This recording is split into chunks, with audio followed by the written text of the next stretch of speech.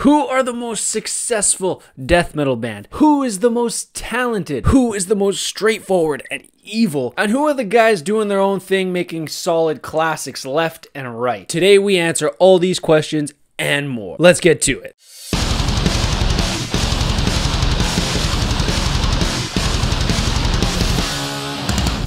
Welcome back to the heaviest show in the universe. My name is Kane Irvine, and if you love in-depth metal reviews, discussion, and theories about the best genre of music in the entire universe, then go down below, sauce me one of these bad boys, and smash that subscribe button. Be sure to stick around until the end of the video where we will have an official, defined list of the big four of death metal bands. And I'm specifically talking about bands that were instrumental in the birth and rise of death metal from 1987 until 2001. I argue that this is the era where death metal started out and rose, and after 2001 is the more modern section of death metal that took inspiration from everything before it. And I'll be taking influence, album sales, imagery, all of that into account. So first and foremost, who are the Metallica of death metal? The ones who have sold the most, become the most recognizable in the industry, and introducing tons of kids into the world of death metal. The first thought is, of course, Death.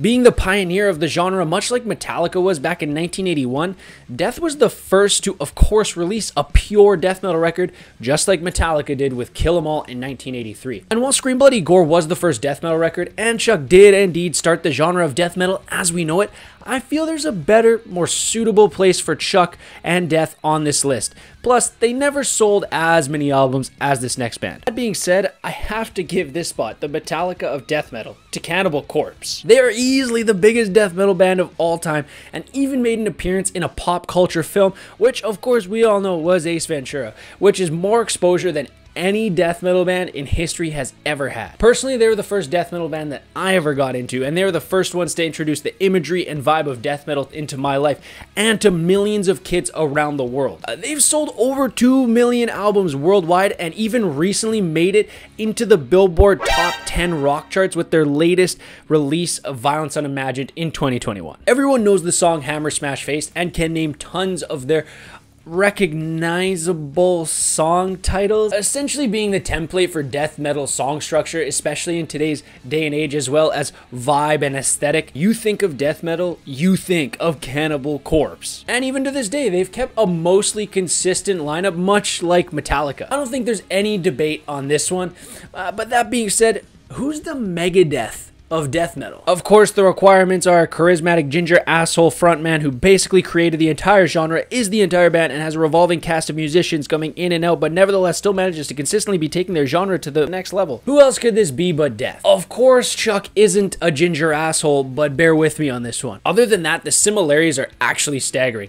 They're easily the second highest selling death metal band of all time, and that's not even counting the album sales before the SoundScan era began, placing them behind only Cannibal Corpse. And of course, Chuck is often considered the godfather of death metal, basically creating the purest form of the genre when Death dropped Scream Bloody Gore in 1987, much like those first Metallica demos with Dave creating the template for thrash. And not to mention, Death was always on the cutting edge of death metal, eventually taking a huge hand in creating and popularizing technical and progressive death metal. Simply taking a listen to Death's music in comparison to their contemporaries really shows Chuck's difference in writing style and attack in the way he brought their music. Much like Megadeth, Death's music was always faster and more technical and on the cutting edge of what death metal would be doing. It had much more melody than others in the genre, not to mention Chuck's lyrical writing, which focused on a lot more social and political topics like in the song Spiritual Healing and Lack of Comprehension. Tons and tons of bands, especially today, point to what Death and Chuck were doing as the influence for their music.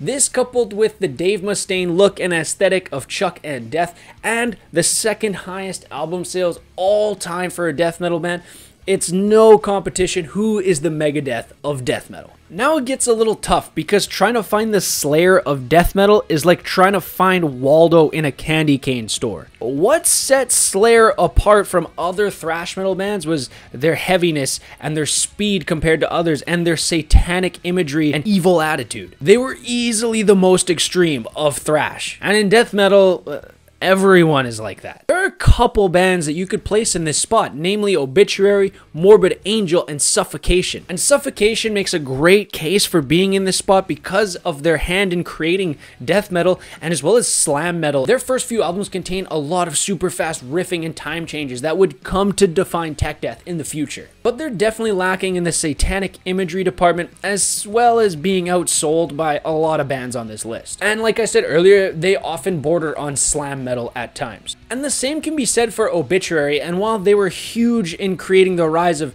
death metal, they're lacking in the satanic imagery department, and especially in the album sales department that can be found in some other bands. And what about Morbid Angel? Like, they started off pretty satanic, right? Like, have a look at some of these song titles and album covers. But they strayed off later on in their career and started writing music about a bunch of different topics. While you could make the argument for Morbid Angel in this spot and would be a good one, I think that Deicide is the best band to place here. Dude, some of these album covers are so blasphemous that even I get uncomfortable looking at them. Deicide are also very successful in terms of album sales, being the second highest selling act of the SoundScan era behind only Cannibal Corpse. They're arguably the heaviest of these four as well, releasing some of the most brutal music in the death metal scene when they first came out. And much like Slayer, they never really deviated from their path and always produced consistently good, evil, and brutal music, and I think they're easily deserve this spot as the Slayer of the big four of death metal. And that just leaves Anthrax, the low-key, consistently good party guys who just want to write sick music and sing about comic books. This one was hard because death metal doesn't really have a band that writes music about silly or low-key topics,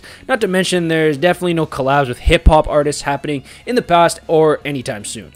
I think you could make the argument that Obituary belongs in this spot, seeing as they've been around since the beginning, releasing consistently good albums that sometimes get lost in the ether among those other legendary classics. I don't think they've sold enough albums or had the impact that bands like Deicide and Death and Cannibal Corpse have had to really place them on this list. So what about Autopsy? You could give them this spot as well. They're continually forgotten among the death metal community, and they have also been there from the beginning, releasing a number of classics, especially that first album, Severed Survival. But you can levy the same critiques of Obituary onto Autopsy as well. How far does their influence actually reach compared to these other bands? And especially in terms of album sales, which are essentially absent. All that being said, there's no way that I can't put this band on a list of the big four biggest death metal bands of all time. Of course, that band is Morbid Angel. They are the third highest selling band of the SoundScan era, and they've released some of death metal's all-time classics, including a run of 3 consecutive albums, Altars of Madness, Blessed Are the Sick, and Covenant. And that's a similar contrast to Anthrax's 3-album run of Spreading the Disease, Among the Living, and State of Euphoria. Morbid Angel started off writing music about the occult and Satan, but eventually calmed down and started writing about ancient Sumerian gods, putting them more in line with the comic book antics of Anthrax. Trey Zagathe is similar to Scott Ian in that they are basically the whole personalities of the band, being their most consistent, influential, and recognizable member. Trey has long been considered one of, if not the best death metal guitarist of all time, and death metal bands in today's day and age essentially owe everything that they do to what he did on those first 3 Morbid Angel albums, even if it is to a lesser extent than Chuck Schuldiner, much like Scott Ian when compared to Dave Mustaine or Kerry King. And that's why I believe Morbid Angel deserves that 4th spot on the big 4 of death metal list. And that is that, ladies and gentlemen. What did you think? Who would you put on this list instead of the bands that I listed?